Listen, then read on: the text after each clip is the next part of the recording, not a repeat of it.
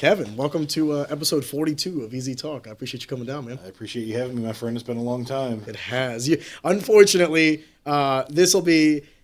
I'm so sorry, Zach. I need to apologize again. So Zach Mosier was on, and like halfway in, he was like, "You know, we went to high school together." Right. I do know that we went to high school together.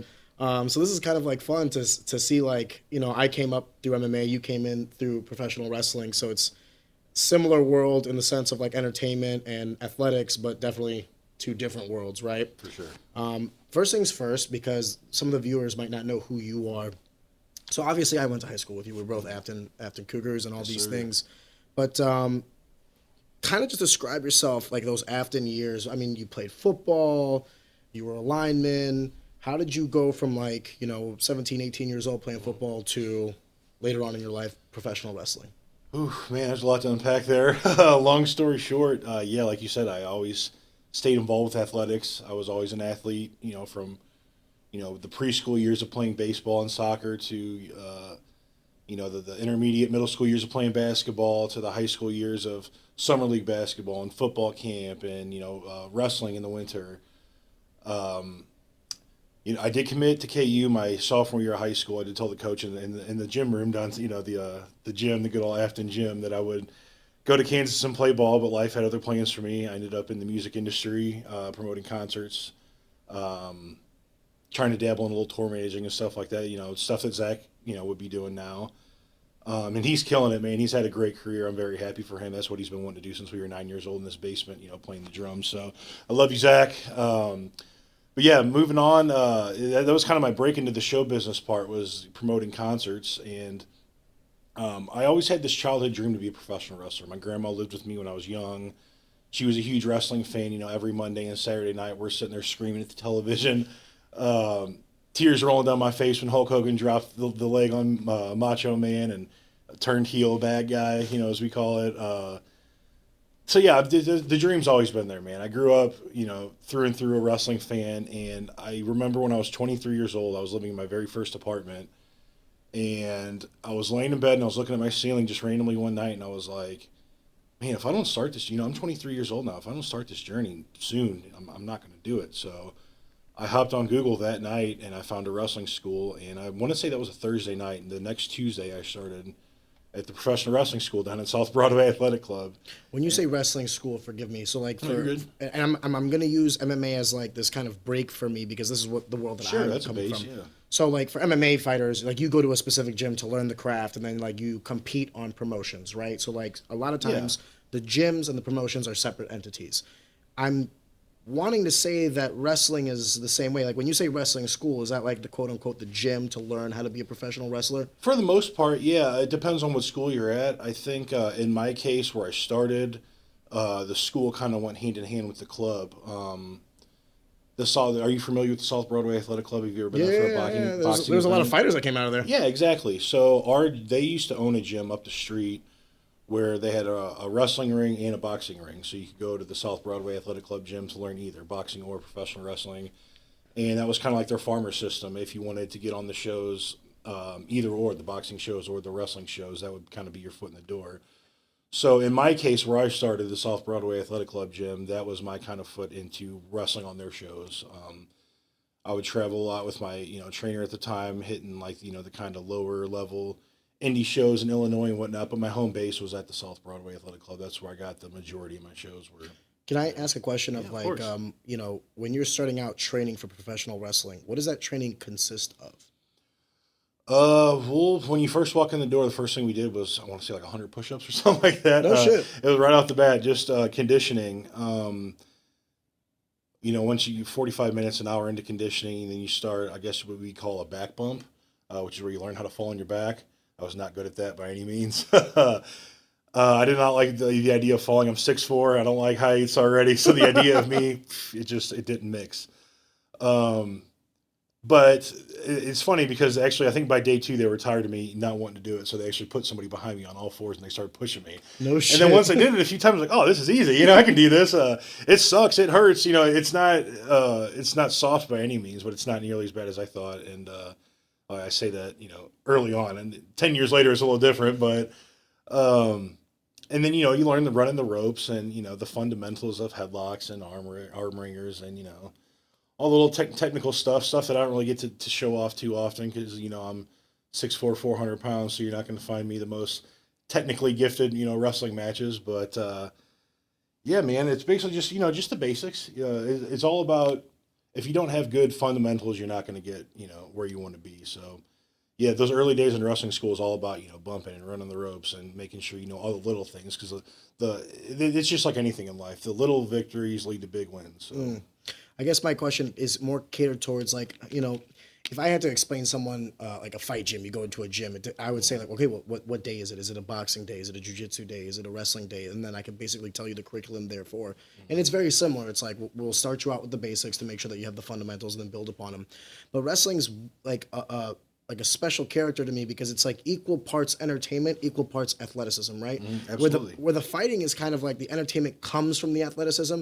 You guys are like actors as athletes. Does that make sense? So yeah, like, absolutely. do they also have, I don't know, like mic classes, like how to like kind of absolutely. introduce yourself to a persona or how to speak properly or how to like, I'm sure you know how to like fall, but like make it more dramatic, less dramatic.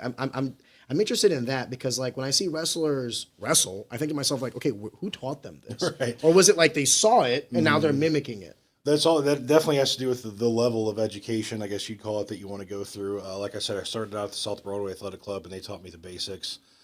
Once I felt like I kind of reached the ceiling there, I kind of felt like I wasn't getting anything new out of it. I kind of mastered that after so long. So I had moved on to another school. The teacher was Michael Elgin. He was at the time a very, very well-known world travel professional wrestler. Did a lot of stuff for Ring of Honor, which is the third biggest company in the country. Fairly known around the world. The top star in New Japan Pro Wrestling over in Japan. And he kind of taught me the ins and outs, the whys, the whens. He was very heavily on promo work, and we definitely had promo classes. You talked about making the fall mean something more. The art of selling in professional wrestling. Like anybody can go in a ring and fall down and kind of lay there and be like, ow. But the art of making the fans really feel like, this hurt. It gives you a reason to either cheer for me or hate me. So he kind of really installed those values in my head of starting to click like, oh, this is why we do this and this is why we do that and here's why we need to do more in certain spots. You know what I'm saying? Does that make sense? Yeah, absolutely. So yeah, I mean, it really just depends on the level that you're at and who you surround yourself with and who you learn from and where you go to get taught. I've done a lot of camps with Ring of Honor. I've done a lot of extra work for WWE, AEW. So just being around stuff like that, just being around guys of that level of talent and learning just from hearing them call their matches or hearing them go over their stuff after their matches and kind of seeing where their head's at on why and what they do. So it's just, you just soak around knowledge anywhere you're at. It really doesn't have to do about so much a class. I mean, we definitely have the classes depending on where you go, but it's all about just soaking up knowledge wherever you can in a classroom environment or not. Can I ask a question that so when I was little, I used to watch wrestling, and for me, I didn't know what like boxing or MMA was. I don't even know if MMA existed at the time. I'm sure it did, but anyway, I was under the assumption that I was like, oh my God, The Rock and Stone Cold are like the best fighters in the world. Like no one can beat them up. They're the toughest guys, right? And then I remember when I watched like boxing, and then I started watching like folk style wrestling, like amateur style wrestling. I realized I'm like, oh, this is like martial arts, and this is like a show, right? I'm interested in sports, like in MMA. It's really easy to understand like the trajectory of how to succeed in this sport, right? It's like, hey, you're an amateur, beat everybody in front of you, go pro, beat everybody in front of you, you're in the UFC, beat everybody in front of you, you're world champion, right? Legacy. Right. But I feel like there's a lot of variables to professional wrestling because it's like, okay, well, what if, I said this off camera, but like, what if you're the heel and you've developed this like, narrative where it's culminating with you losing? Like, does that look bad to someone scouting you for whatever, position in whatever company? What are the metrics in which these promoters are looking at professional wrestlers and saying like, ooh, that guy's good or that guy's bad? Like, what is the threshold here? Terribly sorry to interrupt the content that you're enjoying right now, but if you've been watching our content for the past couple of months, you realize that Easy Talk is a brand new podcast. We're genuinely trying to figure this thing out as we're going. Some growing pains for sure. If you are genuinely enjoying this content, we feel very humble in that, but we would like to ask that you would also subscribe and like to the channel, simply because it does help us in the algorithms and ultimately to grow. So take a second. I'd really appreciate it. And on with the show. I think a lot of it has to do with right place, right time.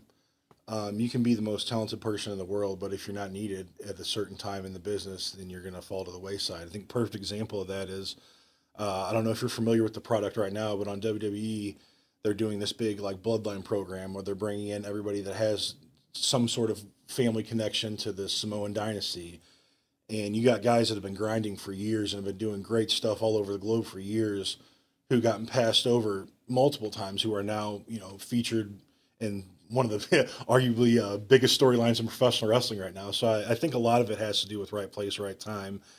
When it comes to, wins and losses, that shit don't really phase. Doesn't really none matter. of us. Yeah, Okay. It's all about how good of a job you do. I know guys that have gotten contracts with big companies based off of how well they've lost in 35 seconds. How did they take this finishing move? How did they sell a certain something? You know what I'm saying? So I mean, it's definitely all about the art. The wins and losses, Not so much. that's more for the fan. It's all about entertaining the fans. That's the first and foremost thing, is are the fans entertained? That's another thing in this business, where I also know a lot of guys that got passed over, and then all of a sudden they found this gimmick and it clicked for them and they had it. And even though they got passed over before, these big companies are coming back like, oh, hey, what are you doing? You're making a lot of noise online. Why don't you come over here? Let's talk. And then all of a sudden they got a contract. So like I said, it's a lot of right place, right time, and just finding what works for you and connecting with the fans, and just really making your mark in the business, through fan connection. In fighting, there's this paradigm of like management, right? So like you as a fighter, let's say it's me, I'm Ariane Zegler, right? I'm about to go pro. The threshold for professional fighting and amateur fighting is just getting paid. Meaning I could be 5-5, like a roughly decent amateur, nothing special, but the second I accept a pro fight, if I'm offered one, and the second I fight professionally and get paid a purse, I am now a professional fighter henceforth. I can never go back to being amateur. A lot of times they say amateur wrestling is like the wrestling that we see like in college wrestling, high school wrestling, Olympic wrestling. How does professional wrestling work? Like day one, are you just instantly a professional? How does that work? Man, that's a great question that kind of pops up fairly often, even amongst the boys, or in the locker rooms. Like, what makes the pro a pro? Because anybody can hop on. I don't want to say anybody. I don't want to gatekeep, but to a certain extent, you got to gatekeep for your own personal safety, for your peer safety. You don't want to just hop on. You got to look at the flyer and do your due diligence. And okay, well, who's wrestling on this show? Where did they get trained? Who have they worked with? Little stuff like that. So yeah, I wouldn't say first day in the gym, you're a professional wrestler. I guess you're training to be a professional. It's a very fine line of at what point do you become a professional, though. I agree. That's a great question that I don't even know. Well, I'm sure I have the answer to. Let's separate it then. So technically speaking, right? So like technically speaking in MMA, and Tim, these are the State Athletic Commission rules for Missouri. If you have over 5 fights as an amateur and a winning record, you can go pro. So like whether or not you're like a legitimate pro fighter or whatever, doesn't matter. I'm talking about like legally, you're a professional fighter. So let's start with that. Like, if I step on at a wrestling show and I partake, am I now a professional wrestler? Well, if we're going to go by the lines of the state of Missouri, I guess anybody who will pay $40, their state fee, plus I think, what is it? It's a physical blood work for the same fight panel you would have to get a physical. It's the same. I think it's the same thing. Yeah, like the exact same one, and then the $40 fee or whatever it is. Yeah, for this every 2 years. I guess technically you're a professional wrestler. So then, let's take that. Go ahead. I just want to interject and say that once you turn as a professional wrestler, you can no longer fight as an amateur in MMA. We've had fighters do that same. Really? Yeah. Because you've been paid. I did not know about that. You've been paid. Yeah, it's so.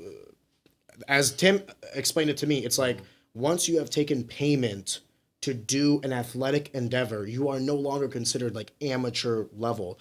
But that's the part where it gets sticky, right? That's fuzzy, yeah. That gets a little gray area. Let's say I don't have 5 fights in MMA, but then for some reason I want to go partake in professional wrestling, Right. and then maybe I want to go MMA afterwards. That's why like a lot of the guys like Dave Bautista did some MMA. That's why Brock Lesnar went straight like in like he had connections based on WME IMG like way back in the day, and then some of the connections he has with Vince and Dana White Right. to get right into the UFC because like he couldn't have amateur fights even if he wanted to.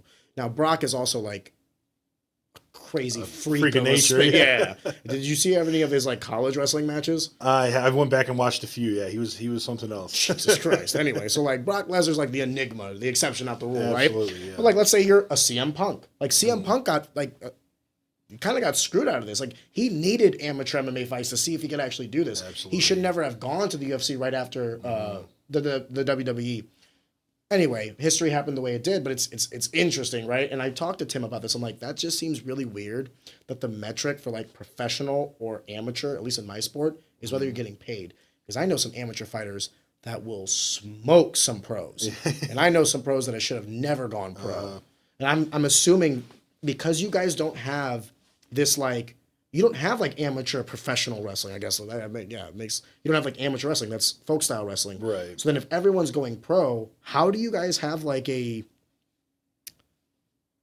like kind of like a control of the product? There's certainly a different level of different shows. I mean, like I said earlier, when I was traveling, when I first started, there was a lot of these lower level indie shows in Southern Illinois and parts of Indiana that we go to, and you kind of know what you're getting when you go there. It's not, the tickets are a little cheaper. They're mostly like fair shows for, I don't want to say they're bad shows because there's definitely quality talent on these shows, but you kind of like know there's a difference between these fair shows that you're doing and a sold out building in Chicago. You know what I'm saying? Does that make sense? There's definitely different qualities in certain types of shows, and the cream always rises to the top. Do some professional wrestlers still do that stuff just for the reps, just to get the practice? Oh, sure, in? absolutely. And I like doing it just to get reps in with the newer kids. I feel like I'm at a point where I have knowledge to pass on to the newer ones, and I love getting in the ring with the younger kids. So I mean, doing shows like that, it feels good. Is that how you feel your career is at right now? Like, what are you looking at? Like when you see the landscape, what do you? It's so hard to say because my mind bounces around so much at this point. There was a time, when I was rocking and rolling in 2016, I was doing this full time. I signed a contract in 2017. I was under contract for a bit in 2017. I rode that wave kind of and did, I continued doing it full time in 2018. When you say continue doing it full time, meaning that was your only job? Correct, yes. Okay, so that was your life's work. That's your career. Professional wrestling was everything. If I wasn't wrestling on the weekends, I was, training in the training center Monday, Tuesday, Wednesday, Thursday, usually on the road Thursday night through Saturday, Sunday, sometimes Monday morning. So yeah, we were on the road a lot wrestling. We're in the gym training. It was a full-time job, definitely. It was all we did. It was our hobby. It was our work. 2018 kind of hit me kind of hard. It went through a lot of personal issues. Early on, they started in January and they ended up with me losing my father in December, a week before Christmas. And 2019 rolls around, you're ready to start fresh year or start a new year, start fresh. And my second match, I tore my bicep. So I was out for another 9 months. And as soon as I got rock and rolling again, I was starting, get on more shows. And I was starting to work, 2, 3, 4 days a week again.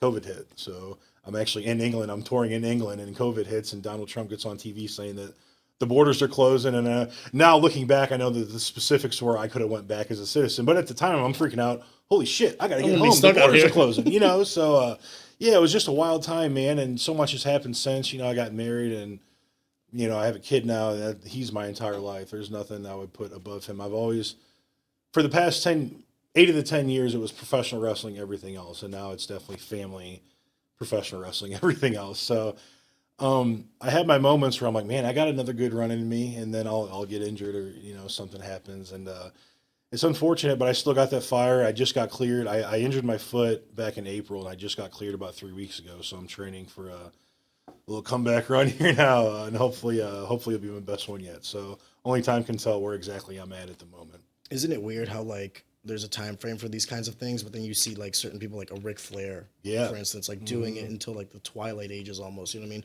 We have the same thing in MMA. There's a lot of guys that fight until like 45, 46, 47. So when you look at that, the hurdles aren't necessarily so much your age, it's the life, right? Like, because now you're a Absolutely. father, Oh, your yeah. husband, all these other things. So it's like you're no longer that single guy who's just doing whatever he Correct. wants whenever he wants. Can leave whenever I want. Do you look at it as like a hindrance or? Not at all, man. I love my family. My wife is super supportive of everything I do. She'll never tell me no. She knows that she trusts my judgment. She trusts my instincts, and she's always had faith in me. We actually met at a wrestling show. She came up to my merch table in 2016 over in Alton at a show in Alton, or maybe it was 2015. But she was like, "Hey, your cousin's my personal trainer," and that's how we met. And here we are. Came for a shirt, left with the man. So, yeah, God bless her, man. She's great. She's always been super supportive. So definitely not a hindrance by any means. There's been multiple times where I've taken trips. I'm sure you're familiar with Jake the Snake Roberts, the legend, OG. Shout out to Jake. When he was living in Dallas, he would always invite me down for weeks at a time. So, I mean, I'd be gone. I remember there was one summer when I was home maybe 2 weeks the entire summer. And she was very supportive. You know, he was helping me out a ton while I was down there, now, you know, giving me a place to live, teaching me, trying to get my foot in the door certain places, introducing me to like local promoters down there. He introduced me to Tony Khan, the owner of AEW. So, I mean, he's done a lot for me, and, you know, stuff like that. You know, she's not calling me, you know, when you coming home, where's your priorities at? She gets it. She sees the vision. And, I could call her right now and be like, "Hey babe, I got to leave. I got a big opportunity," and she'll wish me good luck and tell me to call her when I can. So She knows what she signed up for. absolutely. So God bless. I'm curious slightly about this life of professional wrestling. So I'm going to take a step back if you don't mind me asking. sure, So yeah. like, obviously you said that you were, 22, 23 years old. You're looking at the ceiling and you're saying like, if I don't do this now, when will I do this? Right. And then you went to the South Broadway Athletic Club and you started like the training. When was it, like, how long into that training to where you felt like, okay, I'm plateauing, I need to start making this move? And then how much did you actually like perform while you were there? Like, when was it that you realized, hey, I need to make a jump? I think when I first started out, I think my first show was the last Saturday of June in 2014. So it was awful. I almost quit. It was the worst match I think I've ever seen or been a part of. It was so bad. I remember my trainer looked at me. He was like, "You're not ready." And What makes it bad when you say it's a bad show? I forgot everything. All my stuff looked like shit. None of it looked believable. I'm this fucking 6'4", 400-pound dude that can't make a punch look real. It was god awful for every standard. And I just remember being like, "Oh man, is this for me?" You know. But I got in the gym and I kept working at it. And after that I started doing like the South Broadway shows once a month. You know, that was the groundwork. All right, well, let's train all week. Let's do these shows once a month and let's see how we progress. And I want to say about 3 or 4 months after that, I was like, okay, well, maybe I'm ready to step out and do a few extras. So I hit the road and we do some shows in Memphis here and there, or Southern Illinois and Indiana. There's actually a place that used to run weekly in Louisville, right on the other side of the border in Indiana, that I'll go to every Thursday. And just reps like that, you know, I'm sorry. Okay, well, it's starting to click, you know. But at one point, like I said, I got a little too comfortable, and I realized that I wasn't gonna progress any further unless I branched out. I thought I was the shit. I thought I was great, but every athlete ever. I thought I was great, and that's kind of also when I knew that. All right, well, I'm a big fish in a little pond. It's time to kind of step out and get smacked by reality a few times. What is the relationship between like the gyms and the athletes? Because I can tell you that in mixed martial arts, it's very familial. Like, meaning like when you go to a gym, it's almost kind of like you're entering a home, like someone's home, For right? sure, Like yeah. you're training with the same guys. Everyone's got the same vision, the same goal. So like you go, hey buddy, like it's a band of brothers kind of thing. Is it similar with gyms and professional wrestling where like, you're seeing the same guys come in to train and you're training with the same guys and everyone's kind of got the same vision more or less? If someone leaves, is it ever like animosity? What are like the interpersonal relationships of professional wrestlers like? I think it's very situational. There's a lot of guys that I've trained with that have gone on to do tremendous things I'm very happy for. I still talk to on a daily basis. I think it depends on the level of where you're at too. So if I were to talk about my core group of guys that once I made that leap out of my original training gym and got to a place where everybody wanted to do this for a living, where when I first started at Broadway, it was kind of like, oh, this is a weekend warrior type thing, Once I leaped over to the Elgin training systems, there was a group of us that were like, this is what we want to do. What the fuck do we have to do to make this happen? We all love this shit. Let's make this happen for each other. We definitely had that familial mindset. Once you kind of move up and you kind of get into different locker rooms and different situations and different camps and tryouts, per se, everybody's fighting for each other's spot, so you can see a buddy that, there's a lot of guys that I shake hands with, hey, how you doing? And I turn around and they're, motherfucking me right away. But, it really just depends. I definitely would say that the guys that I trained with in the Elgin training system are my brothers for life. I love them to death. I'd take a bullet for them. And I'd like to say they think the same about me. We still talk. All of us still talk all the time. Definitely a good vibe. But, yeah, it just really depends on where you're at and who you're surrounded by. I would think that's almost like any kind of entertainment business, though, because everybody's fighting for each other's spot at the end of the day. We all want a spot at the table, and there's only so many seats for everybody to go around. So I guess it's actually incredibly similar, because that's how I would put MMA in a nutshell. Same way. It's like we're all kind of fighting the local guys to kind of be the biggest fish in a small pond and then branch out. For sure. So like when you're in that pond, there's a lot of like animosity. There's a lot of like egos. There's a lot of bullshit. I would say a lot of sensitivity between fighters.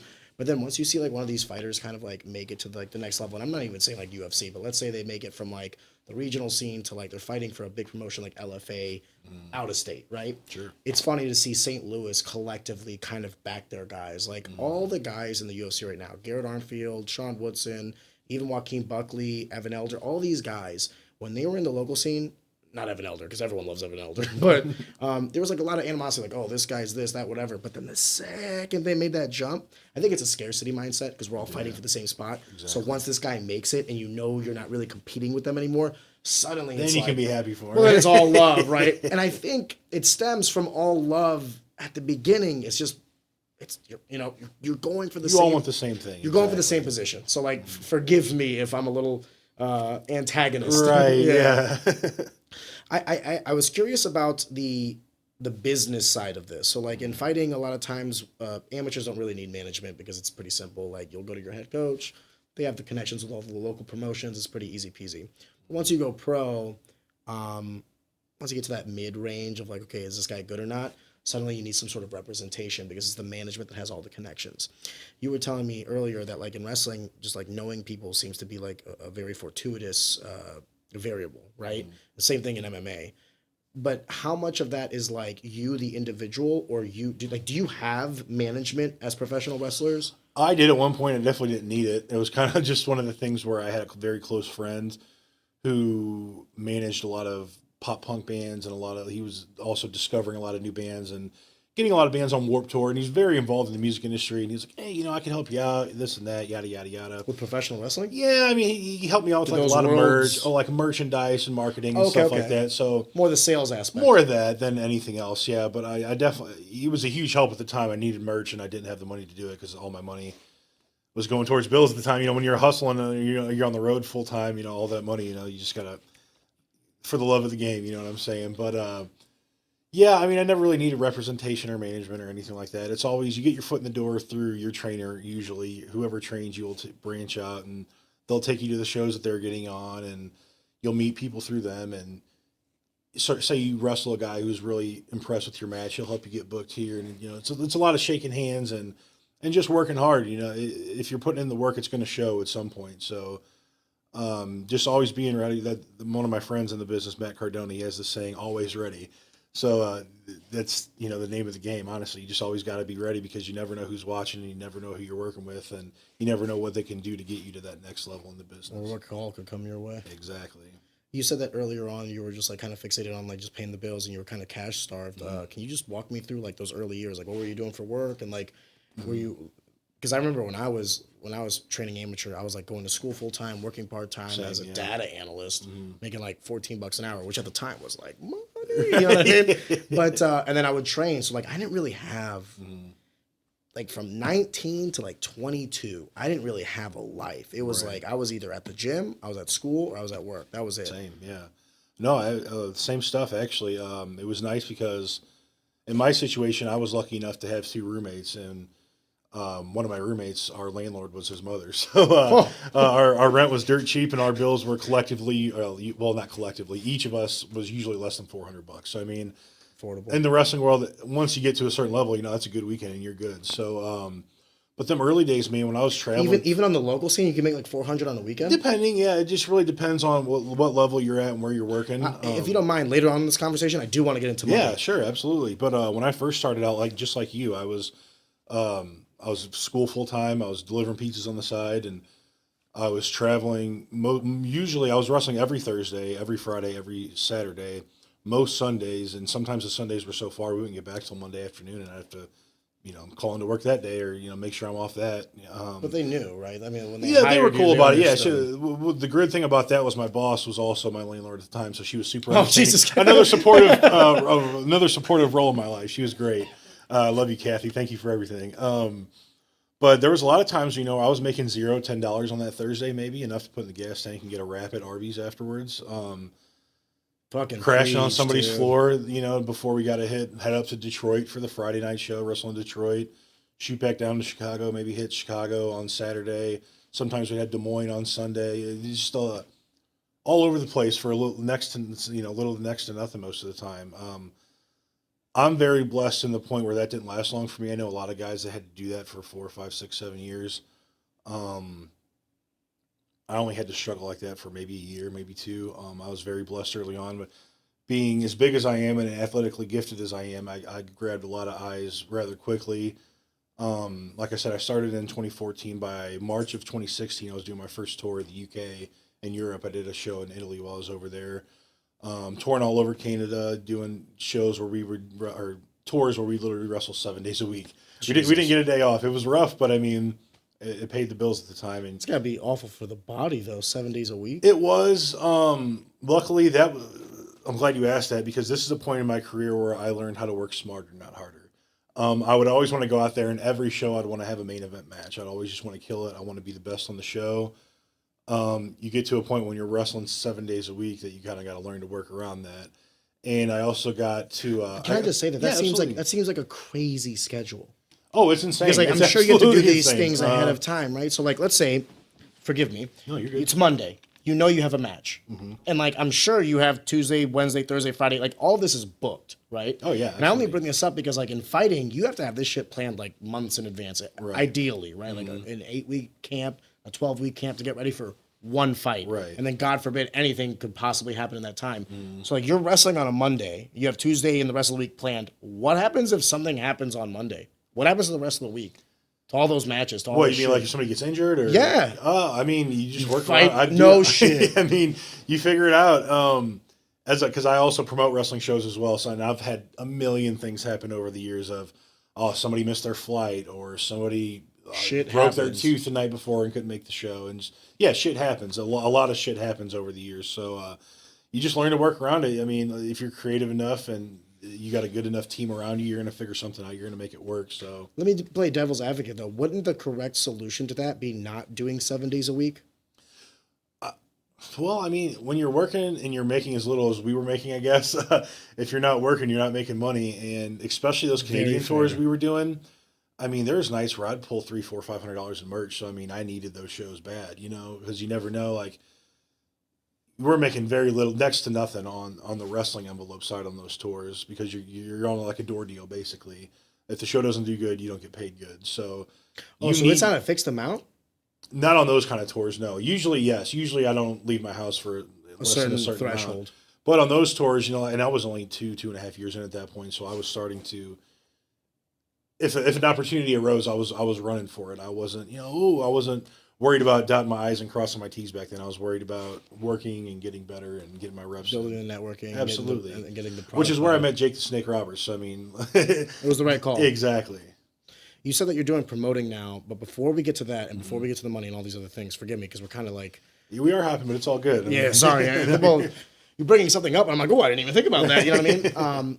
I want to talk about going back to the gym days and training and all this stuff. You're saying that you're on the road and then you're training and then you're working.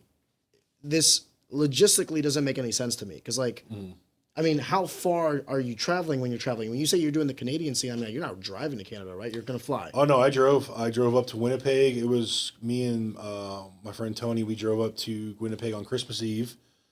We spent Christmas Day in Winnipeg. I had a friend bring us Christmas dinner to the hotel, and we started tour the next night, December 26th. And yeah, we drove all. I want to say the loop took us all the way to about Vancouver. So Winnipeg, you know, middle of Canada, all the way up to Vancouver through the mountains, back down, and it ended in. I think I hopped off the tour in Thunder Bay. I think they might have had one more date after that. But so yeah, I mean, we literally just drove. I mean, there's usually 3 to 6 hours in between each city that we do, but some of the drives were upwards of like 8 and 9 hours. So that's what I'm saying. Is like, how are you driving and training and working? There's just no way. Well, when I was on the road, I usually wasn't training. I was just in the gym working out and working. Or if I'm not doing either of those, I'm in the car driving. Usually. Yeah. Okay. So when you say gym working out, you mean like functional strength, like Yeah, weightlifting. Yeah, correct. Gotcha. How important is that? I mean, because you say that you're like 6'4", so many hundreds of pounds, and like you're obviously, when we take the picture after this, let's just say, not all men are created equal, but like you have an imposing figure, but like, how much of like the success is to a certain look? Like, let me ask you a better question. Was there ever a moment where like someone came up to you and said like, we need you bigger, we need you more defined, we need you? Have you ever thought about everything that could entail? Because obviously your sport's a little different from mine. In my sport, and the use of like anabolic steroids, or I mean, we have literally like a dictionary definition list of like all the banned substances, right? But yours is a little different. How much pressure is there on you as the big guy, and you're traveling and you have to lift weights and make money and all this other stuff and keep a certain look? I mean, what is that aspect like? Was there ever pressure on your aesthetic? Oh, absolutely. Especially early on when I was a little flabbier than I was in my later years of wrestling. Definitely pressure. I remember getting screamed at actually once by somebody, get on steroids, get on steroids. And I did dabble there for a bit. There was a lot of pressure. I don't want to say it's not a big thing in wrestling anymore. Not nearly as much as it was in the 80s and 90s. I'm sure you know all about the steroid issues back then. Exactly. So it's definitely not like that anymore, but there's definitely still some sort of, hey, buddy, if you want to work out, there's... Well, can I also say something? Yeah. Like, I'm like, maybe it's because I'm getting older, so like I'm 31 now, right? I don't feel like I did when I was 22. Right. Oh, it's same, yeah. the stigma that I have towards any sort of like steroids, I'm not even gonna say steroids, like any sort of performance enhancer, is that as long as like we are both on the same thing in my sport, I'm fine with that because I want an equal playing field. Absolutely. But yours is a little different because like I'm not fighting 7 times a week. I'm fighting once every 12 weeks, maybe. You know what I mean? So I'm not trying to bring this up as like a negative. It's like this is kind of like a. It's and I think responsibly done. I think if they're done responsibly, it's not a bad thing. Get a physician, get blood work done, do it properly. Absolutely. I'm just asking if when you decided to make that leap, was it something you wanted to do or did you feel pressured doing? I would say I probably felt pressured at first. I definitely didn't want to. But it is what it is, and I had the end goal in mind, and I had my eyes set on the prize, and I did what I had to do to what I thought would get there. I'm sure it's very prevalent too. I'm sure to a certain level. Okay, let me ask this question a different way. Bodybuilding, for instance. Good luck. You know what I mean? Yeah. I think professional wrestling, once you get to a certain point, I'm not saying that it's like the barrier to entry or like the anabolic steroids will be like the difference between you making it or not. I'm not saying that. But talent can only take you so far, I think is where you're going with it. Yeah. And it's very competitive. Because once you get to, as you get higher and higher to the mountain, it gets more and more narrow. Well, right? the promoter in me speaking will tell you, if I'm walking into a room full of wrestlers, the first one that's going to catch my attention is the one that looks like a wrestler. So take that as you will, but that's just the business that we're in.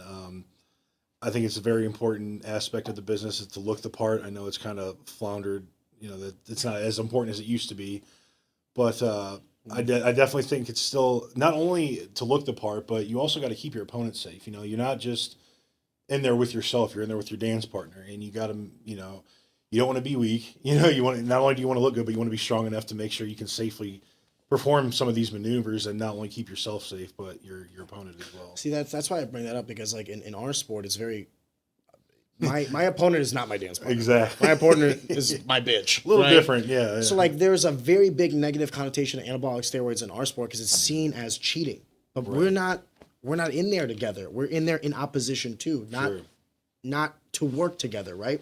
So in professional wrestling, is there a stigma with steroids? I would venture to say it shouldn't For sure. be. I mean, I would say just because the culture's changed so much, there's a lot of things that were, cool and acceptable not that long ago in wrestling that are not anymore.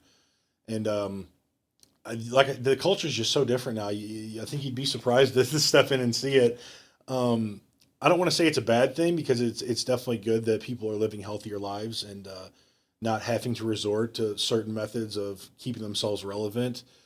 But there's definitely aspects of it that have hurt the business in the sense of, well, why aren't we holding ourselves to a certain standard anymore? If that makes sense. Well, let me change the question then. Let me put it to you in a different standard. Like, clearly, back in the day, it was like the wild, wild west, right? And I'm sure there were some guys that were a little juicier than others. Traveling circus, yeah, to say the least. But let's say it's not sort of like, a heavy-duty anabolic steroid like Tren or something. But let's say someone's on like testosterone replacement therapy or so just some sort of testosterone booster, right? Technically, that could be seen as like a performance enhancer. But I would also put that in the same window as like a healthy drug to take for a man of a certain age. Absolutely. Putting so much stress on the body because testosterone at the end of the day is like how we recover. It's how we prevent ourselves from literally eroding. No, absolutely. So, and you're doing 7 days a week. If I was fighting 7 days a week, fuck that. I'm walking in with a needle That's in my where we ass. return Like, to work smarter, not harder. yeah, in you our feel business. me? So, I'm just curious because our worlds are very similar in some aspects and very different in others. But it's funny because they're different, not because of morality, so to speak, but because of the competitive nature, right? And in your sport, it's a lot more entertainment, a lot less competition in the venue. Most of the competition happens behind the curtain. Yes, exactly. Actually, I should say all the competition. But in our sport, it's the exact opposite, right? The competition is one night. So that's Right. kind of why I guess I fixate on this. If a fighter takes steroids, I'm immensely displeased. I think very much less of them. But if a bodybuilder does it, or if a professional wrestler does it, I look at all of this as like, hey, man, like, shit, if I was in that line of work and that's what the product is, can you really blame the Oh, guy? absolutely. To repeat your point earlier, if you're doing it properly, if you've got a physician on deck and you're getting your blood work done, you're doing the proper steps, I mean, who's to say you're wrong, And that's the caveat, right? Is like, as long as it's done professionally and responsibly. Absolutely. Obviously, I wouldn't tell anybody to like. If you're be their buying own your gas physician. from Tommy around back, it's a little different, but no. You might get some great results, but boy, is your liver and heart screaming. Yeah, your cholesterol might rise a little bit, but But if you don't mind, let's talk about that because I can tell you there is a toll that my sport has taken on me. I don't know if I truly have grasped or understand that toll yet. All I know is when I look at my body now and how I feel compared to 21, 22, of course, some of it is age. A decade has passed. I'm not going to feel the same way I did.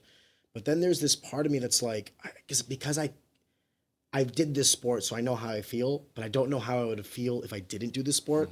I wonder sometimes, like, well, I don't feel like I have CTE. I don't feel like, my back aches and all that stuff, but, everyone's back aches, right? So, like, is there any part of you that has taken any thought of, like, what this sport has done to you physically and the price you've paid up until now? Oh, yeah. You're not done yet, right? right, I'm far from it, hopefully, knock on wood. Yeah, I think about that a lot, man. There's certain, just little everyday life things where I'm like, oh man, would this hurt as bad if I wasn't taking bumps for 10 years? But I wouldn't change it by any means. Early on, maybe I would change just a little bit, maybe how I worked. But then again, how I worked is what got me noticed and what got me booked and what accelerated me so fast. Like, so who am I to tell myself that, I did it wrong and I should have. You took some damage early on? Yeah, I mean, just working, if you're in the business, there's this thing, the vets will always tell you, hey, quit doing so much for a big guy or quit, learn how to work smarter, learn how to work with the crowd and stop focusing so much on the moves. And in my head, I'm like, fuck you, dude. At the time I was like, I'm 400 pounds. I can do leapfrogs. I can do all this shit. Like, I'm going to do it. If I'm this big and I can move like this, you're just fucking jealous that you can't do it. I don't think there's enough money someone can pay me to have you jump on me off of like a top rope. I'd be like, excuse me? Go fuck yourself.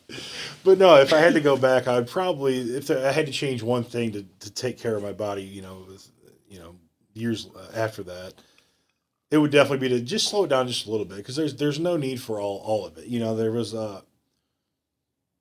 There's some bumps that I can remember very vividly that I took. I'm like, oh God, this is gonna hurt tomorrow, and here I am 10 years later, like, oh yeah, that still hurts. Just doing stuff, to go back to what you just said, there's somebody that was like, I don't want to catch you. And I'm like, oh, it's cool. I'll just put your arm out, make it look like you're catching me, and I'll take the bump on the floor. It's fine. And as soon as I hit the floor, I was like, that wasn't fine. I should have. What is the canvas on the ring? Is it like plyboard and then like spring? Is it the same stuff that we use for MMA cages, Matt? To your knowledge, I'm trying to understand when you say like you're taking a bump. Like, what are you landing? Well, on? What the spot I'm thinking of right now is on a wood floor, like concrete wood, like off the ring onto the floor. That was the spot that I shouldn't have done. But the wrestling ring itself, when you put it together, we have steel beams that crisscross, and then you have wood, thick, wooden, Plyboard. Plyboard. I believe that's what it's called. Yeah, plywood. Yeah, just thick boards of plywood, and then over that, it depends on the ring. Sometimes they're just going to wrap it up over that. Some people are going to put a little bit of like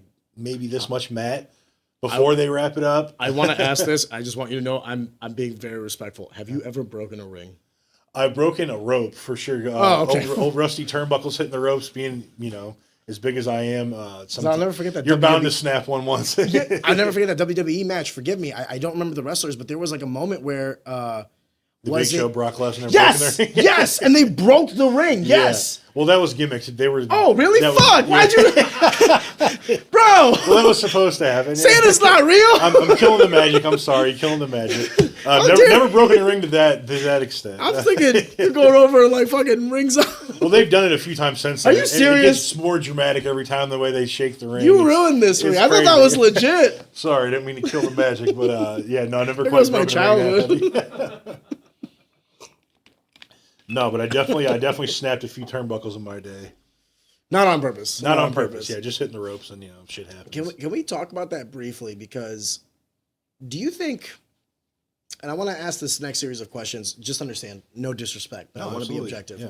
Do you feel like there's some disrespect towards wrestling because of the entertainment aspect? Because it's not necessarily quote unquote like, I don't want to say a real sport, like, no. But what I do want to say is like competitive in the sense like the victor is not necessarily known beforehand, right?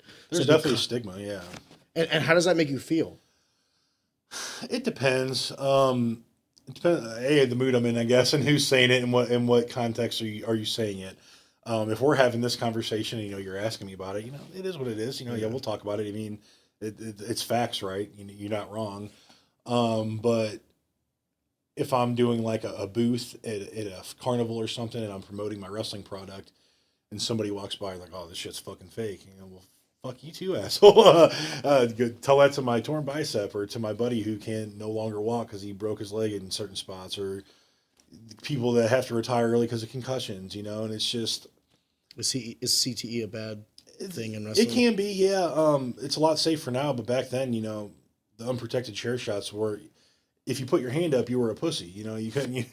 Now it's a little. If you don't do it, it's more frowned upon. I've seen videos. I actually just saw a video on Twitter the other day of somebody taking what we call unprotected chair shot, which is somebody just leaning out and taking the chair to the head instead of giving themselves a little protection. And Twitter was just burying them just for doing it, And it was just vice versa back in the day. So I mean, a bunch of guys that have never been hit with a chair talking about a bunch of guys that have what to do. But so it's definitely safer now. I will say that it's not nearly as big of an issue as it was in the past. When you say safer, forgive me. So like when sports like football say safer, or the UFC or whatever, it's like usually it ties to equipment, right? Like the glove or the helmets. Mm-hmm. When you say wrestling is safer, what do you mean by that? Because I don't think anything has changed with the equipment in wrestling, because there's not a whole lot of equipment, correct? Could I be wrong? No, you're not. Is it the technique of wrestling? I would say the technique, just little things like that, like just from putting your hand up. The chair's obviously not. And some people or some places ban it altogether. You can't even swing a chair towards the head, whether they're putting their hand up or not. I know WWE outlawed pile drivers for a bit just because they didn't want anybody to snap their neck or anything. It just depends on the steps that certain places take. A lot more thought goes into that these days. Back then, it was kind of just like go out there, do your thing, do whatever. and then go out and do your steroids and do all your drugs and drinking and hit the road and hit the next town. It's not quite like that anymore. You know what I'm saying? It's a little more mellow. The good old days. days. Yeah. Which is a good thing. Can't have fun anymore. But they're promoting a healthier culture, and athletes are longevity. Their careers are lasting a lot longer. Like you look at Randy Orton, he's just as good now as he was in 2002. I'm going to ask you that is because when I look at wrestling now, I want to be careful how I say this. I feel like there's the athletic ability is insane. Absolutely. But the product is just fundamentally different. So what do you think? Do you think it's progressed in a positive trajectory because of the athleticism of the athletes, even at the detriment of, let's say, some of the theatrical aspects? Or do you think the product was better beforehand? I think, I'll say first that I think the answer to that question will definitely vary on who you ask. A lot of people are very opinionated on this exact question. Me personally, I think it's great that it's expanded so much, because to touch on your last question, there is a stigma in pro wrestling. There is a lot of people that I still feel like, when they think of wrestling, they think of what they saw on TV in the late 90s, 2000s, and they haven't really went back and seen how The Rock is evolved. the greatest fighter of all Tremendous. time. I mean, and still, I will bro, you're not argue with wrong. anyone that I smelled what he cooked every morning. I smell it every time I shower. I use his body wash, whatever he just put out. What is it called? Do you know what I'm talking about? No, but I know that he's got The Rock has 16 He's different the man, products. dude. Yeah, I use all of it. Yeah, he's the GOAT. great. He's the GOAT when it comes to from professional wrestling to transitioning and making genius, money and yes. business, man. Dude, who did it better than Dwayne? Nobody. So forgive me. We kind of went. No, you're good. You want to say something? I was going to say the Rock's slippers are the official UFC. Yeah, really? The flip flops. I did not know that. Well, his Under Armour ones. Nice. Well, Tap Out, the brand, fundamentally changed from an MMA brand to a professional wrestling brand. Got it.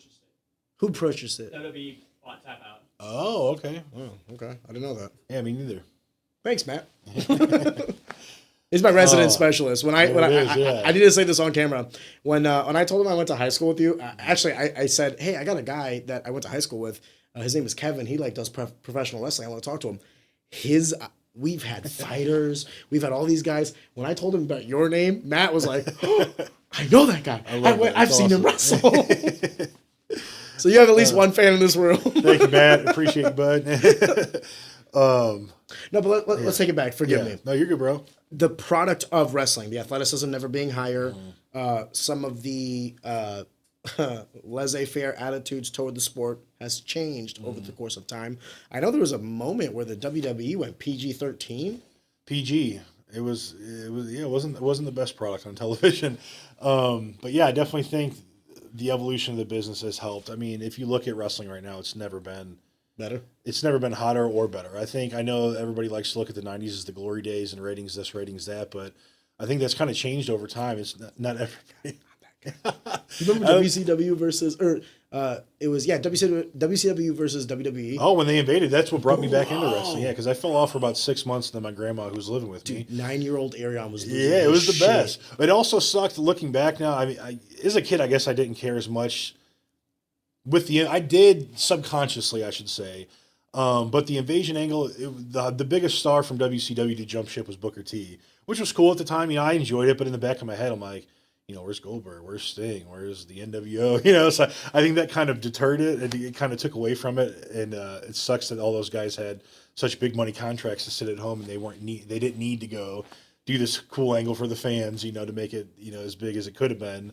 But yeah, it was still cool though to see WCW on WWF. When did that ever happen? Yeah. So, but to get back to it, I do think the evolution of the sport's helping in multiple ways to keep athletes healthier. To expand the product, everybody's coming back to it now. I mean, maybe not everybody. I know you. I don't think it's ever been more popular. Exactly. Because there was a moment there where I didn't watch it. Mm-hmm. I watched it when I was little, and then I think everybody kind of fell off. Well, you want to know what it is? It's not even that I fell off. It was that it's not like I stopped watching it and then watched nothing. It was MMA. Mm-hmm. It was UFC. For me and my joys and where I went to MMA. Mm-hmm. Now it wasn't like in spite of. It was just like this was the product that gravitated more towards me. Right. Yeah. The real. But Matt is actually like a good. Sorry, he's a good example of this because he also loves MMA and also loves professional wrestling. So he loves the raw violence of cage fighting, but he also loves like the theatrical, the narrative. How many times have art of professional wrestling. dude, him and other Matt McElrath talk about like the narratives and the stories that are going on. Dude, you guys are big fans, right? So like, it's not necessarily like a bad thing to say that like I was driven away because of another sport, but like there was a moment where people stopped talking about it.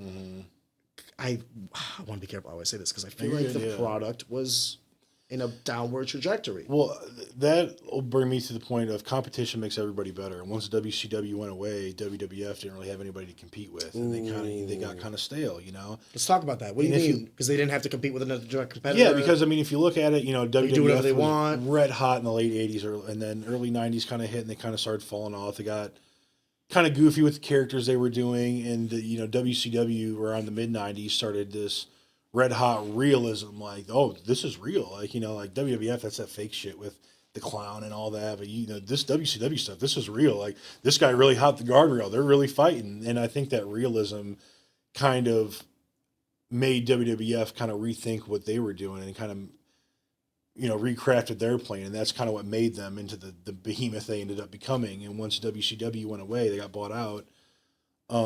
It kind of, I don't want to say it ruined that drive, but it definitely simmered down the whole competition aspect of the things. And, get to the PG era, like you were saying, and how stale it got and how people quit talking about it. It just wasn't a thing anymore. Grown men that I knew were like angry about it. Yeah. They were like, this is bullshit. Like, we can't, I'm just sitting there like, the internet's full of them. Yeah. So I'm just like. But to get to the point now, like, there's so much competition everywhere. WWE isn't the only place in town to get a paycheck anymore. I mean, I did independently for almost 4 to 5 years, When you say that was without a contract. But what does that mean, independently? I just worked all over the place. I made my own schedule. I took my own bookings. How does that work for the shows, though? Because, forgive me because I'm ignorant to this, right? No, you're good, yeah. So, let's say we're doing a narrative. Let's say there's, a story behind these matches and, we're setting something up. How can I do this story as a wrestling promoter? Let's say I'm Vince, okay? But, local Vince. How can I tell this story if I don't have you to I'm curious as to the contracts in wrestling, because how can I have you come in, wrestle one match, and then you're bouncing to go to do something else, but I want to carry this story, I want to carry this narrative. How do I do that? There's a lot of parts to that to that question. So most companies will run. You're not going to find many companies that are independent that run as many times as WWE does. There's no weekly television, at least for the most part. So, I mean, if I'm doing, let's say I'm doing a story at WrestlemaX, the company I run. If I'm doing a show or doing a story at WrestlemaX, I don't have to worry about getting that talent back until the next month. And usually, hopefully their calendar is going to be clear on my date.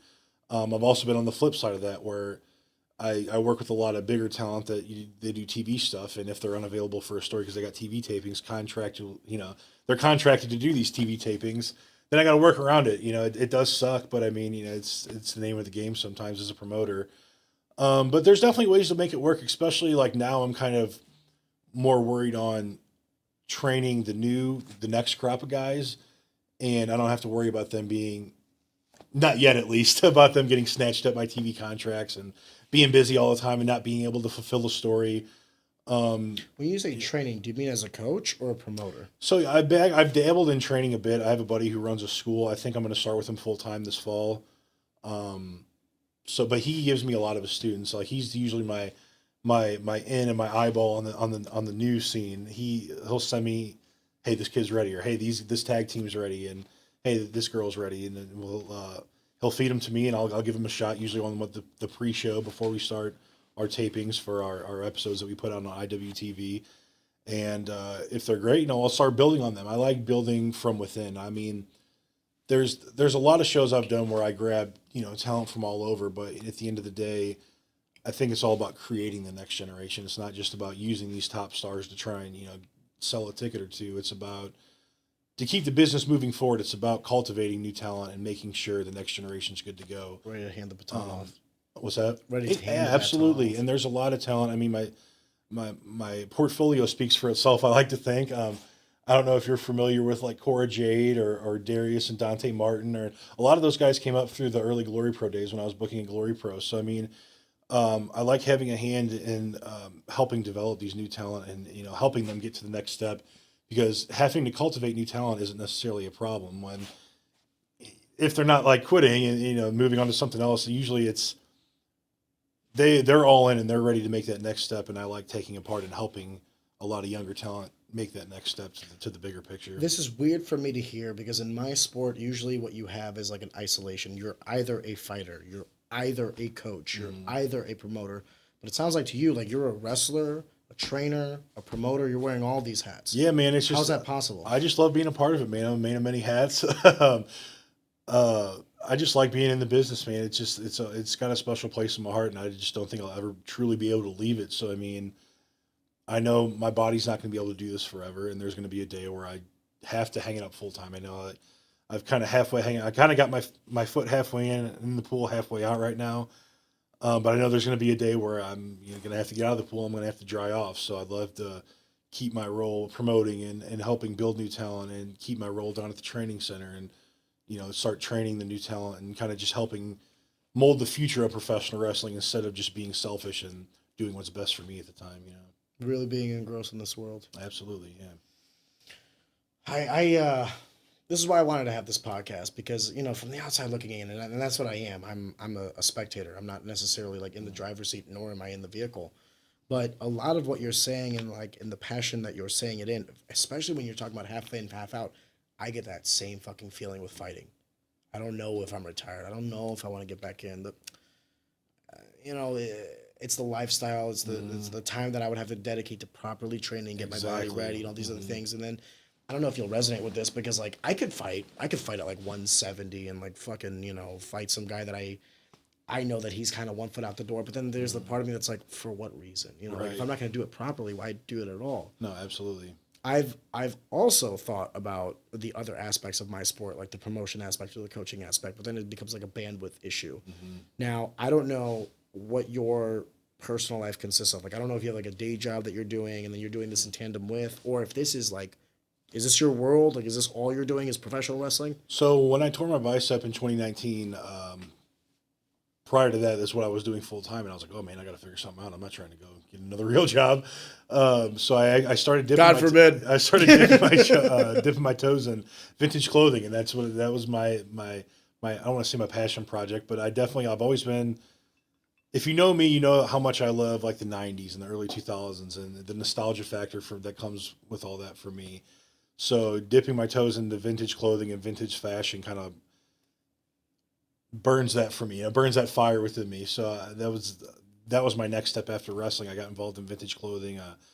I proposed to my wife at a vintage clothing event. My friend Chris, 1980 something co on Instagram, he helped me kind of put the whole thing together. When I proposed to my wife during COVID during the pandemic, I should say, they ran the first like big, I guess you call it like a flea market type thing for a vintage convention. And that's where I proposed to my wife, because we spent most of COVID just sitting in bed watching these Instagram lives of buying vintage clothing and selling vintage clothing. That was kind of our life while the world was shut down. So I was thankfully able to find something else to kind of pour my passion into while wrestling was kind of on hold and shows weren't really happening. So I've had that to kind of fall back and lean on when I'm not wrestling. I don't know this, forgive me, this is kind of an ignorant question, but like I know that during COVID, by the way, our sport was racked like for a year and a half. Like local fighting just did not happen. Yeah. You know what I mean? Same. But like I know that the UFC was able to kind of maintain shows because they had the beast was already there and I was already running. And when you have enough money and you were able to create the Apex facility and you have the ESPN Plus deal, the stars aligned for the UFC to do it. But I'm not trying to take away from Dana White and the team. Of course, they had many hurdles. But what was wrestling like during COVID? Was the WWE still? Yeah, they were still pumping out shows. They were doing fans. Were they the only ones though? Was like AEW popping out shows, or they were all they? Well, the so wrestling fucking didn't have to stop. Well, for the most part, the television stuff was good. Did they wear masks? Oh, that's a good question. Well, not during wrestling, no. I don't know if they were backstage or then afterwards. I could bleed and sweat on you, but then afterwards, exactly. Yeah, let's put this mask back on. But AEW owner Tony Khan, his father owns the Jaguars, so They were able to use Daly's place down there in Jacksonville at the arena or at the stadium. WWE had the Performance Center, their own little training center. Yeah, the Apex. They moved on to, I forget, another arena somewhere. They ended up renting out another arena to put up their screens and everything for all the fans to be tuned in. But independent wrestling really didn't get that. And actually, for me, it's this still to this day. Sour spot. It's a sour spot when COVID hit. So, like I was telling you, in 2019, I tore my bicep. Spent 9 months on the shelf, just in my own head, hating myself, wishing I would, heal and get better. Finally get back, finally killing it. I'm on the circuit again. I'm working, 2, 3, 4 days a week again. I do this camp with Evolve, which is WWE's like feeder system at the time. And when I was in England 2 months after that, I got an email from Gabe, who works for WWE, who was running Evolve at the time. He said, "Hey, I don't know what your schedule's like, but I'd love to have you in for a 6-month trial run. We'll see how it goes." This is the call. This is it. Yeah, this is it for me. And the funny thing is, it went to my spam folder. So I got back to him 3 days later. I'm like, "Oh, What do you I'm have? so Gmail? sorry." Google? Outlook. I don't know why. I know the thing is, the shitty thing is, I've emailed him millions of Microsoft. times. I've talked to him a million times in between. So I don't know how it ended up in my spam folder, but I found it. I called my mom. I called, my gotta find fiance Bill at the time, or my girlfriend at the time. Like, hey, this is the big moment. And COVID ended up shutting down Evolve.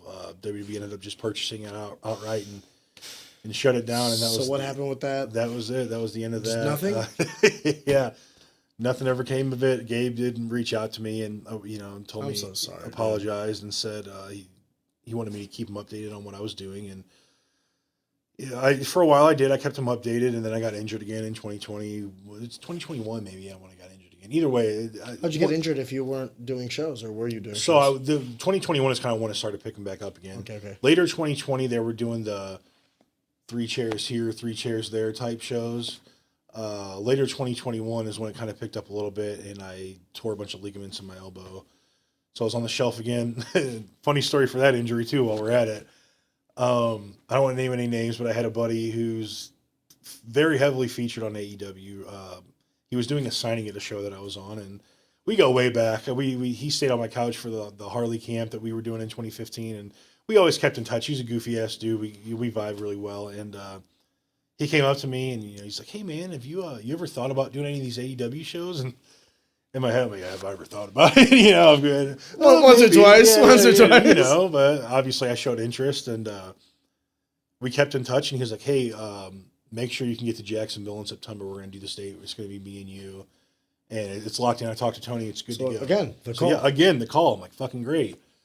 3 weeks before that is when I tore all the ligaments in my elbow, and I messaged him like, "Dude, I'm so sorry." How'd you do it? Training? Given a move, I've given a million times, bro. This driver I get, and I always land. Like I catch myself when I land, and the catch that time just didn't go as well as it did before, and just popped. I thought I tore something. I thought it was going to be way worse than it was. So I'm thankful. You're showing gratitude. I'm grateful that it wasn't as bad as it could have been, but timing was not opportune. Timing was awful, and I never got another opportunity after that. I've been in touch a million times. Jake the Snake, going back onto that, he's obviously signed there, and he introduced me to Tony Khan, and I was told at one point, "Yeah, we're going to give you the opportunity, and we'll see what you got." And I've got invited to do extra work multiple times, and I've been there. I've hung out in catering. I've gotten told on certain Kansas City shows, "Hey, you're going to wrestle, in St. Louis later this week," because there would be loops where there'd be, Kansas City one week and then St. Louis the next week, and I would be there for extra work for both of them, and I'd show up and my name wasn't on the board once again. And could you also, because like in professional wrestling, there's like a lot of what I would call like, I don't know if the right term is extras. I wouldn't say extras, but like people that are in the loop that aren't necessarily wrestling, like a Paul Heyman or something like that. All this information that you've stored throughout the last, 2 decades of your life doing this sport is like, can't you work for these companies in a different capacity? Or is it just like highly competitive? Because I'm thinking to myself, there are 2 hurdles when entering any sort of job opportunity or business, right? Number 1 is skill set. Do I actually have the knowledge to do the job? Doesn't sound like that's not a problem for you, right? I'd like to think not. Yeah, and then second is networking. Do I know? That's where I think I think I have this old school mindset of don't speak unless you're spoken to, and I feel like that might rub certain people the wrong way. Closed mouths don't get fed, brother. Exactly, and I've always stayed humble. I've always been a very humble individual. I don't like to brag. I don't like to step out of my boundary. You know, if I'm in a certain place, I like to think I'm there for a reason, and if I'm needed, I'll be reached out to, and that's probably part of my downfall. I think I might have rubbed some mind. Exactly. You know, well, I mean, it's hard for me to be out of mind. I know there's been a lot of chatter. It's hard for you to be out of sight, brother. Because I know there's always chatter. If Kevin's in the room, everyone knows Kevin's in the room. But you know, at the same time, you know, if I'm being standoffish, it's not because I'm being a dickhead. It's because I want to make sure I don't want to speak out of place. Well, you also want to make sure it's out of merit and not necessarily like you're getting an opportunity just because you know somebody. I don't want to speak, and I don't want to speak over somebody and act like I know more than them. Can I be honest with you? 80% of the successful people that I know, not just in sports, in general, are not the smartest people I know. They just know the people, and then they fucking spoke up for themselves, and God bless, you know, they're able to keep the position. But and maybe that's my downfall. But I like to stick to my guns, and I mean, I'll never put myself over. That's what we say in the wrestling business, putting ourselves over. Like if I were to win a match, I'm getting put over. But I don't like to put myself over behind the scenes. I don't like to politic. I don't think that's not my game. I like to make my work speak through itself in the ring. God bless. And politicking has never been one of my things, and especially in AEW. You know, I don't want to hate on anybody, but I know that there's a lot of politicking going on there, and there's a lot more of that. I feel like at some point than there is. So other stuff. A shocker to everyone. Kevin is actually running for all. No, I'm just joking. It's a great way to. By the way, vote for me. I've carved out my little home in professional wrestling, and if I never get those opportunities again that I once had offered to me, I'll be perfectly happy with it because I'm perfectly happy doing. At the end of the day, I'm also my own boss. I can write my own stories at WrestleMax. I can take my own bookings that I want to do or don't want to do. Isn't that free? I can help out the next. You know, I love helping out. You know, and that's another. Maybe that's the giving in me, and that's also going to hold me back. But I've always also made everybody else look good in wrestling. I've never tried to put myself over in that sense either. Where, well, I'm too big. I'm not taking that fucking move. Oh, you want to do this move? Yeah, we're doing it. You know, like I always want to make my opponent look as best as I can. I've never been selfish in the ring, in or out of the ring, I guess. And like I said, then maybe that'll hold me back. But at the end of the day, it's about my conscience and how I'm going to feel about the mark that I left in wrestling when it's all said and done. And if not politicking and not networking with the right people that I know don't necessarily believe might have the right beliefs, if not getting into those circles is what held me back, then I think I'll be perfectly happy with that when it's all said and done. So. I think there's a merit to that as well, man. You know, listen, I would love to sit here and say, like, chase the almighty dollar just as much as the next man. And I'm a greedy motherfucker. However, I do subscribe to there being a right way to do something. I don't think it's binary.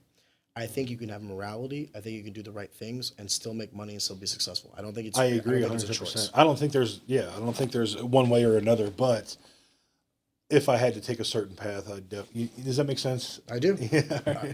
100% it makes sense. Mm-hmm. Let me switch to a different topic if you don't mind. Still in the same realm, but your promotion has been brought up multiple times in this conversation. And I know for a fact that, like, in our world, like, the fighters have some interaction with the State Athletic Commission here in Missouri. But I know that the promotions, like Shamrock and NFA and Synergy and all these, they're the ones that work with the state, I mean, like, hand in glove, right? Like, mm-hmm. I think Tim Lukanoff, who is the director of the State Athletic Commission, said it best. He's like, there is not a single fight in MMA, professional, I don't know about amateur, but at least professional, where Tim doesn't have to approve it. Mm-hmm. And I like to think he takes his job very seriously. I don't know how any of this interacts with professional wrestling. So I get the licensing portion because it's identical to us. I think we pay like $40 a month, or not a month, sorry, $40 every 2 years for like our state license. So fun fact, if you're a professional fighter, or I'm assuming professional wrestler as well, if you want to compete in any state, you have to be state licensed or sanctioned in that state, and it doesn't carry over. So, like, if I fight in Missouri, I got to pay $40 to get my license for however much time that is.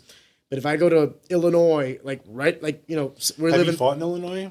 No, I've only ever fought in St. Louis. So maybe I don't know how it is with MMA, but with professional wrestling, actually, Missouri's like the strictest out of any of the states I've wrestled in. Oklahoma, I should say, is identical. It's 100% because of Tim. I didn't know this until after I talked to him. Tim has been doing this shit for like 31 years. Oh yeah, and the whole of the Rust Belt and like even the coasts like confide in Tim. Really? Yeah. Tim is. So with professional wrestling, we don't have that like elsewhere usually. Like in Illinois, it's kind of like a free for all. Like we don't have to deal with any of like no state, no that commission. Shocks me that Illinois, Indiana. I know you do have to be licensed to wrestle in West Virginia. It's not nearly as serious as it is. So wait, Missouri. there are states where you don't have to be sanctioned as a professional wrestler to wrestle. Yes. Yeah, it's kind of just free for all. No shit. Yeah. But I bet that it's annoying that when you work in Missouri because like if you work in other states, there's no hurdles, and then you come to Missouri or other states where it requires that. Annoying. Yeah, it does suck. There is a layer of protection that I do appreciate out of it. It kind of, obviously we all get our blood work done every. Well, do you have to get your blood work done every year? So we have to get ours done yearly. I know the license is 2 years. Anecdotal evidence: I almost fought someone that had Hep C. Oh no! Yeah. Really? So like at the amateur, see, there you go. There's and I don't want to say names, right? But like at the amateur level, like this guy was like the number one guy, and I was the one coming up. Like everyone was like, "Oh, Arian's the shit," right? So there was like a lot of me and him were supposed to fight. There was like a battle of promotions. Like one promotion's like, we'll do the fight on this one, but then my manager and like my coaches were like, no, we want to do it on this one. So like it never happened because of politics. But like I was down, he was down. He went pro, and once he went pro, he had to provide blood work because amateurs didn't have to do it at the time because the state only at the time. Now it's different; they do the amateurs as well, but at the time the state only had to license the pros, not necessarily the amateurs. And he had to do blood work and got popped for Hep C. So then there was a part of me that was like, I'm very. There's a lot of things in life where I'm conservative. There's a lot of things in life where I'm very liberal. I'm very conservative in this aspect. Like I do think the state has because the promotions are. I don't know about WWE, or sorry, not WWE, but professional wrestling. But I know for MMA, if you let these promotions run wild, oh my god, the fights you would see, the shit that would be passed. I definitely Matt's laughing because he knows exactly what I'm saying. As a performer, I definitely appreciate the layer of protection that the commission adds. As a promoter, it's such a huge pain in the ass that I don't even run shows in St. Louis anymore. I flipped to the other side of the river. I run shows in Columbia now. That bad? The money obviously is an aspect. You got to. So as fighters, we have to get licensed every 2 years. So do promoters. That's $400 every 2 years in Missouri. You also have to get a $25,000 surety bond. However you want to do that, you want to go to the bank, get a line of credit. If you want to hit a surety bond, $2,500 or $25,000? $25,000. I mean, you don't have to pay $25,000, but you have to get a surety bond in that amount.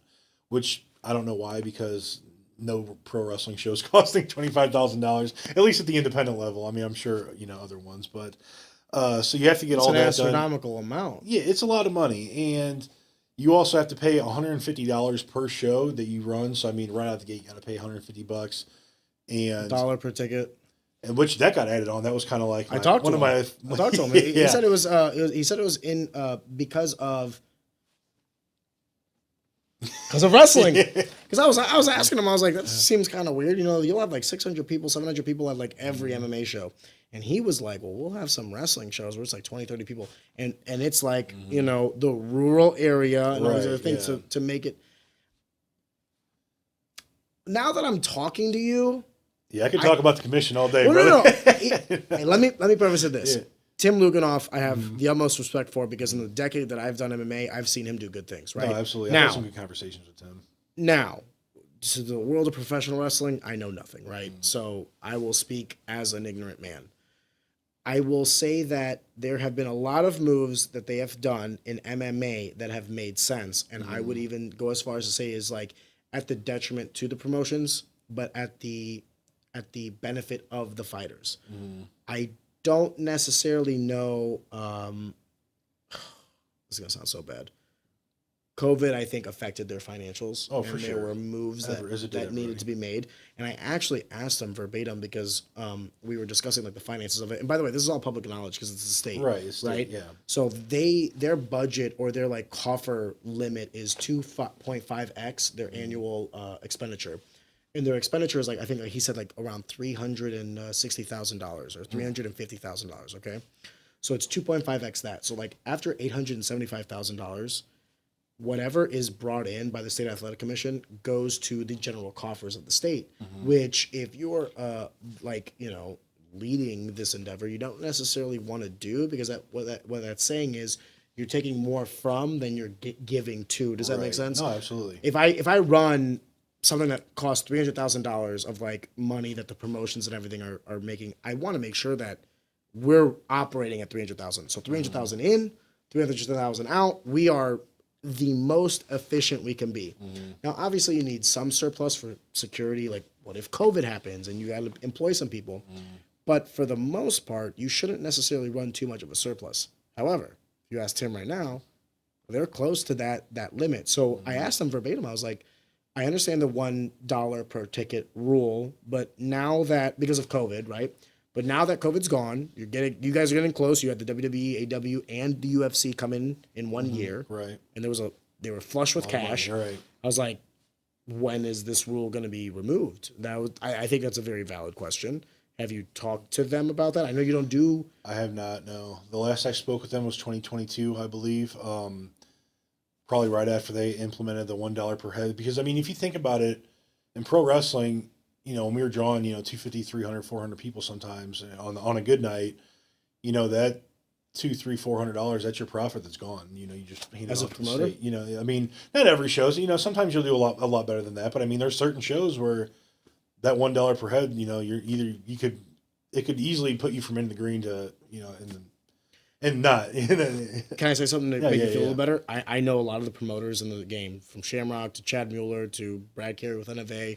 I don't necessarily speak too much of the Kansas City side of things, but I know from St. Louis side, the profit margin of most shows are between $0 and about like at the most that I've ever heard was like 6,000 or 7,000. So it's not like these promoters are necessarily doing it for the money. We're not getting rich, exactly. Yeah. So I just want to preface it that with like, brother, they feel the pain too, right? No, for sure, yeah.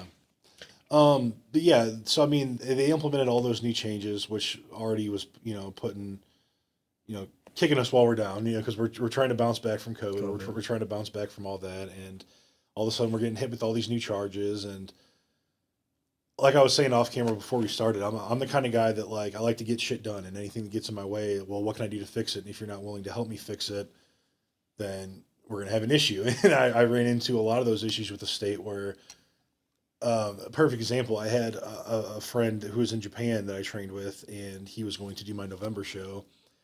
And his blood work was due, I want to say, whatever it was in between when they needed it and when he had it done. It was like a 6 or 7 day difference. And I was like, hey, my friend's in Japan. We're going to handle it as soon as he's home. Is this okay?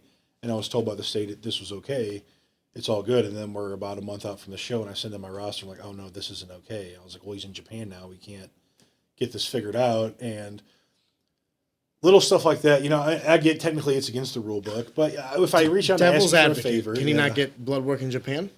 He could not. He couldn't get his blood work stuff over there. No, so he got it all done before. So actually, he had a 6-7 day window to do it, coming back from Japan before he left for Japan again. And I forget what the deadline was. But whatever. What I'm saying is he can't get blood work done in Japan. Do they not have blood work in Japan? That's a good question, I guess. Forgive me. I mean, if it's in Japan and he's working, I don't know how the insurance works over there. I don't know how that works. I'm not going to pay thousands of dollars out of pocket if it costs. Do you guys so pay much money as a promotion? Do you pay for that? For some people, yeah. I mean, for some of the local guys, I mean, if they're working in Missouri regularly, I mean, I'm not going to fork up somebody's blood work if they're going to work, 12 other promotions. For the record, blood work can be anywhere between like $60 and $120, depending on where they're going. Actually, it can be even way more than that, depending if like. I've paid upwards of like $400 or $500 for some people for blood work. From having, and then, but I've also paid as low as like $20 or free from insurance, of course. But I think it just depends on who it is and where they're at. And Canada, I think the people that it cost so much was in Canada. What do you guys do? Hep A, B, HIV, right? BC HIV. BC HIV. Yeah. Forgive me. Yeah, we do the same thing. It's called the fighter panel. Fighter panel, yeah. If anyone's charging you $400 or $500, brother. But it's just like little problems, like stuff like that. It's petty stuff. It's but all after annoying. So many of them build up, I'm like, you know what? I'm all right, thanks. I'm going to take the show and I'm going to move it to Columbia, who's treated us so well. So many hurdles that you're like, I just don't care. I can go across the river, 20 miles maybe. Right, if that. And I don't have to deal with any of this shit. Yeah. So have you told Tim this? Yeah, me and Tim exchanged words. I probably should reach out and talk to him. I mean, I've had a long relationship with the state of Missouri, and I don't have many bad things to say about it. Little gripes for sure, like stuff like that, but they definitely don't make it easy for professional wrestling in Missouri, if that makes sense. Like I said, I do appreciate the layer of protection, but I got a lot of promoter friends that kind of wish they had the cojones to, well, I wish I could just move to Illinois too, but they're so rooted in what they're doing that, you know, they're kind of afraid to take that leap, I guess. But Columbia's treated us very well, man. They've welcomed us in as our own, and we don't rely as much on drawing those like wrestling crowds as much as we used to. We're building something new in Columbia. We're becoming part of the community. We're very community based. We do a lot of community outreach and the parades and the local businesses, and it's just we're building such. It was a blessing in disguise having to move to Columbia, because what we have over there now is just so special that if I would have known that's what I was getting into prior, I would have done it years ago. So. How frequently do you do your shows? This year we did every other 2 months, and I think we're going to move to monthly next year. No shit. So we've done essentially very well doubling your year, calendar. So, yeah. In what, 2025? 2025, correct. Yeah. I mean, it's not set in stone yet, but That's the goal. that's the goal. I've talked with the hall. We have dates reserved throughout next year. So I'm curious as to the hurdles, like business wise. I'm sure they're very identical to promotions, but like it's like what the venue, the audio, the video, the staff, right? Do you have like contractors? Do you hire all these people? I'm very blessed in the sense of where I have one guy that takes care of my ring, my curtains, my guardrails. No shit. All of that. We do a little different at WrestleMax, so I like doing a big presentation. I love the wrestling aspect of it, but I also like the entertainment value. So we have like 2 really big screens. We do something that like not a lot of indie places do, I should say. So I got a really good team that runs the sound and like the video boards, and we shoot like live promos in the back. There's sometimes where we have like 30 seconds in between of ending filming, uploading, play this on the screen, you know, like holy shit in between matches, you know, stuff like that. Matt does a lot of the production for NFA, so like he's gonna hear this and lose the little hair he's got. Yeah. It's very stressful, but it like just little things like that, you know, if you don't have the right team, you're gonna crumble. So I'm very grateful for the crew I have for that. I love you, Noah. I couldn't do WrestleMax without you. But yeah, I'm very blessed in the sense of having a good team in that sense, and also, all right, Lenny, I'm calling you. You got my ring, you got my curtains, you got my guardrails. I don't have to worry about that many aspects of the like per se. Like I used to have to. Oh well, who's going to drive the trailer and who's going to bring in the guardrails? There was a lot of different things that I used to have to contact a lot more people than I do now, and I'm very blessed in that sense of where we're a very tight knit family to make it run so smoothly as we do. Do you think you can handle all 3 if you needed to? Training, wrestling, and promoting. Do you think there's enough time? Yeah, I mean. Because you're also a family man. There's always enough time. Yeah, I mean, it depends on what you do with your time. I'm on day 41 of 75 hard right now, and if there's one thing the program's taught me, it's you utilize your time wisely. You make the most of your hours of what you're given, and there's a lot of hours that I didn't know I had before to make as much time. You know what I'm saying? Can you say that one more time? Forgive me, but say that one more time. You're surprised at how much time you have in a week? I'm surprised at how much the time I actually do have to spare. Not as much now, obviously, but before, you know, you think you're so busy and all this, and I got this, it's soaking up so much time. But once you're actually prioritizing, you actually learn how to manage your time. There's so much more you can do with your day. I have 2 questions for you on this topic. Number 1, how much time do you spend in a week on leisure? Time that's that has no substance. Meaning, I consider time with my family to be like important time. Same, yeah. I'm talking about how many hours in a given week where you have nothing on the promotion, nothing with the family, nothing with all this, that, or the other. How much time would you say, how many hours in a week? Probably within the last year, I'd say probably next to 0. I mean, there's sometimes where I'm like, I'll stay up an hour after everybody else goes to bed to unwind, but I'm still on my phone. Hey, what can I do with WrestleMax, this and that, and what can I do to get my booth ready for my vintage convention this weekend? And I'm constantly working because my work is kind of my hobby at this point. So, I mean, it's your life. Not that work. much, you know, not much leisure, but I mean, I wouldn't have it any other way. I love what I do. I love spending time with my family. I love taking care of my health. I love prioritizing time with my son. I love wrestling. I love teaching. I love moving vintage pieces onto their forever home. You know, everything I do, I love. So, I mean, it's all leisure to me at this point, you know. Jeremy Johnson said it best. Entrepreneurship is where you're willing to work 60 hours a week so that you don't have to work 40. Exactly. And it was such a great, like, I was like, God. Well, there's definitely a difference between waking up, going to work from 9 to 5 and coming home and working going to work for somebody else. 13 hours a day. Going to home, work for somebody else. Yes, having the choice to, when do I work? You know, there's definitely a big difference in that. Actually, I did sell out. I did work at a law firm for a year. Sell out. I heard that word. Sell out for a bit. You normie. I did work at a law firm in 2022 and 2023, and then I had like a bad thyroid issue, and it was kind of like a thing where we didn't know what the issue was yet, and it was kind of scary for a minute. There was a point in time where we kind of thought like my kidneys were failing, and like, fuck, I might die. Yeah, I might die. So I put in my 2 weeks, and I was like, hey, I love you guys. You guys have been great to me. I love the culture. I love everything about working here. I worked at Thompson Coburn, the law firm downtown. And they were great to me. They treated me. Where were you, fantastic. the collector? Jesus. I worked at the hey, closed files. You owe us money. I worked in the closed files department. I handled all the stuff that wasn't getting worked on anymore. But Gotcha. But yeah, it's just one of those things where you have an eye-opening life experience like that to where like, man, if I were to die tomorrow, would I be happy with where I'm at? And although I wasn't mad about my work experience, I was also like, this isn't what I want to be doing. So one of the character flaws that I have is I when I was like younger, dude, when I used to look at like 30-year-olds and 40-year-olds, I'm talking about when I was like 21, 22, I used to think that they were like functioning adults. I'm 31 years old. Now I know that the majority of the people I meet are not. Right. And whenever I have people like, you know, I understand that I'm not, like, people don't have to be like me. And if you guys have a lot of leisure time and that brings you a lot of joy in your life, nothing wrong with that whatsoever. For me, how I like to live my life, it is very structured. It is very like, I made this joke before, I'll say it again. I have Outlook calendar. Like, I have time set aside for my family on my Outlook calendar. Like, from this time to this time, I'm going to hang out with my daughter and my wife. Off, yeah. So that they don't fucking leave me, right? But whenever, this inflames me more than anything. Whenever someone tells me they don't have time, like, oh, I don't have time for this, nothing gets me more angry. Because I'm like, no, you fucking do. But in the totem pole of, like, the hierarchy of what's important to you, this is not important to you. Prioritizing. And what I hate is it's usually correlated with people where something should be important to them, and they've offloaded a lot of work so that it's no longer important to them. And there's nothing that fucking pisses me off more is when someone tells me they don't have time for something. I'm like, motherfucker, you don't have the fifth of what I got going on. I don't want to hear this shit from you. Right. I try not to do that because I don't like judging people. But when certain people say shit like that, I'm like, can I go a step further? Yeah, I've absolutely. never heard from the hyper successful people that I know that I don't have time.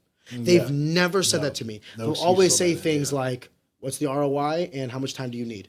Like, they understand that based on those two questions, what do you need for me to get the job done? How much money are we going to make from this? If you tell me $1,000, maybe the amount of time I'm willing to give you is less. Right. But if you tell me like this is going to be something that brings in like $100,000 a year, well, now that window of opportunity starts growing a little bit, and you're going to start prioritizing different things and moving things around. Absolutely. Time management is a fucking skill set, and it's a skill set that you never really have to learn. It's one I wish I would have learned earlier, though. I will say that until you have to learn it. So God bless, man. That's why I kind of asked that, because like from one man to another, I know how hard that fucking shit can be. So and I can acknowledge it and appreciate it. So I'm this will be my last question that I have for you, and then after this, if you want to discuss anything in length, I mean we're about an hour and a half now, okay, just cool. So you know. And by the way, thank you for the time. Dude, I appreciate you having me. I'm glad we made it work this time. Dude, I know. Forgive me. I think the first we're time... We're both family men. I think your daughter had the first time you couldn't, and then the second time I couldn't, yeah. and then I felt like an asshole. I was like, oh no, I don't. I just never wanted you to feel like I wasn't interested or didn't want to do it. Yeah, dude. It's hard to offend me these days, bro. It's all good, man. I'm glad we made it work. So the last question I have for you is, you know, obviously this is your life's work. Where is your priority? You have so many hats. Obviously, the main priority is the family. Duly noted. But as an individual, training, wrestling, promoting, if you were to create a pie chart of time not associated with your family, so 100%, what does this pie chart look like in the short term and in the long term?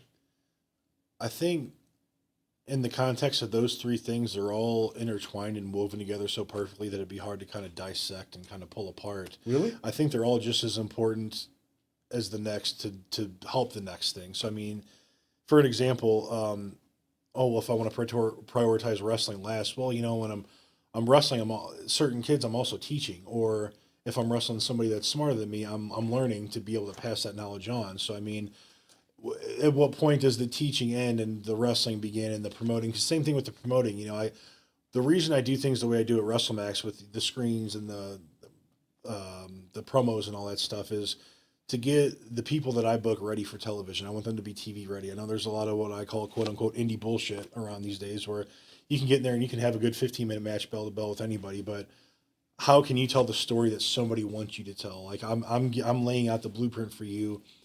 How can you make this happen? So I mean, like I said, at one point, where does one end and where does one begin? It's kind of, there's a lot of gray area right there. So I mean, I think it's just going with the flow, man, and just trusting God to lead me in the right direction and help me realize what's most important in that spot in time. And is it the wrestling? You know, is it getting in the ring and teaching these people? Is it sitting on the outside looking in and nitpicking and all the little things?